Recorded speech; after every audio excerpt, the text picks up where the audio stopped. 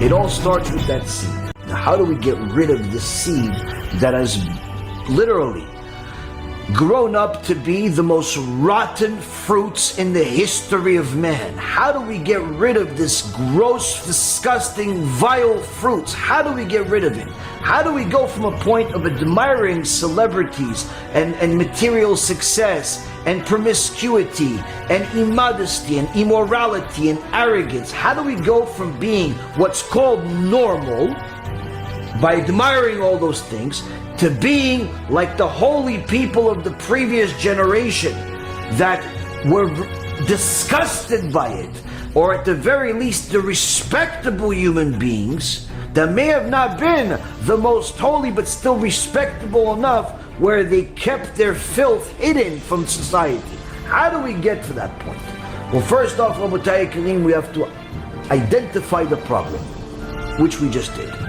Second, we have to start delving into the situation just like you would into a sugya in the Gemara. What are we getting our heads all wrapped up about? Who are these people that we are admiring? Let's see what really happens to these people. Who are these people that everyone admires? One of the most famous celebrities in the last 30 plus years is a cursed person by the name of Michael Jackson. Michael Jackson was from my generation and even before, and this is a person that made a fortune, hundreds and hundreds of millions of dollars, singing and dancing and doing all types of things, and everybody wanted to be like him, everybody danced like him, everybody wanted to sing like him, everybody tried to be like this person. Now, during his life, he had all types of issues. You saw he had all types of surgeries and all types of things, but people didn't think much of it. When did his whole character come to question? After his end. When he overdosed on drugs, and his rabbi, Shmuli Boteach, Yimach Shimo v'zichro, who was one of the people that he built his own fame from his relationship with Michael Jackson, let people know that his buddy died. The doctor that killed him told everybody the guy died, and so on and so forth. But then after, who would want to be a person that looks like the pillar of success to society, but yet is raping young children on a regular basis in order to relieve his animalistic behavior, even worse than animals, because most animals are not homosexuals.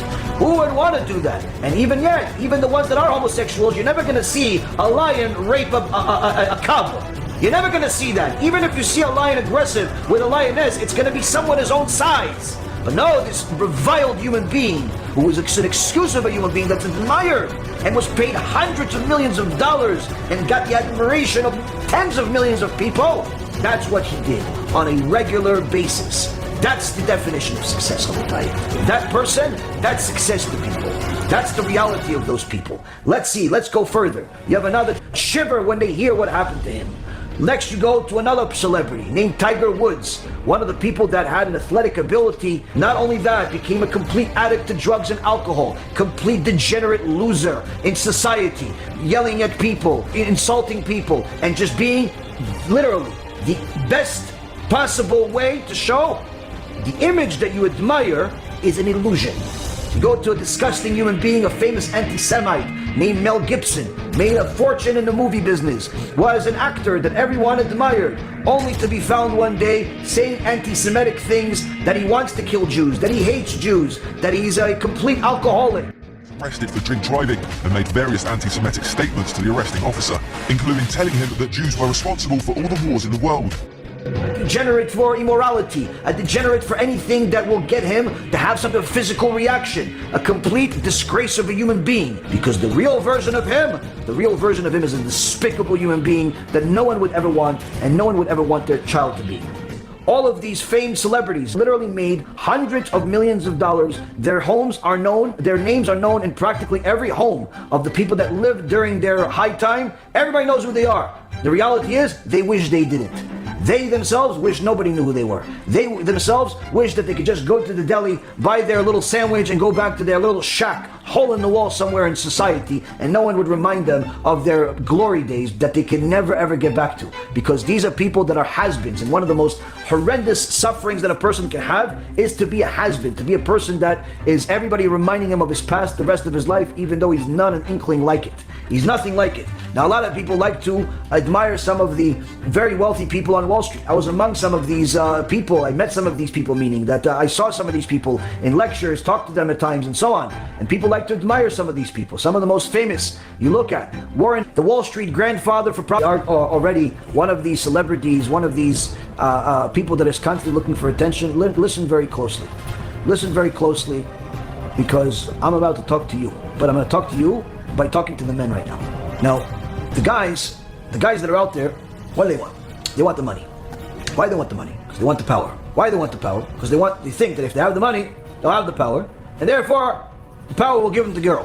Which girl? Any girl. Simple.